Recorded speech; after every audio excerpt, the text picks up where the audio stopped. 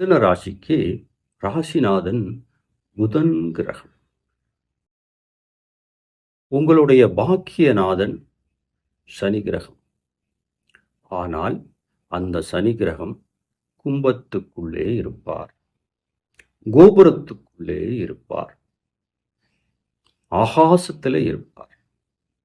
அப்போ அவரை நாம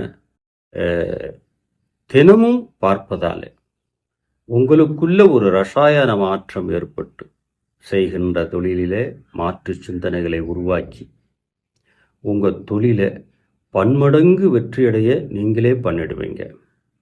அப்போ லாபம் வந்துடும், குடும்பத்தில் சந்தோஷம் வந்துடும், நிம்மதி வந்துடும். தடைப்பட்ட காரியங்கள் எல்லாம் ஜெயமாக உங்களுக்கு முடியும். அப்போ கோயிலுக்கு போக வேணாம், வழிமாட்டு முறை செய்ய வேண்டாம். ஏன்னா ஒரு சிலருக்கு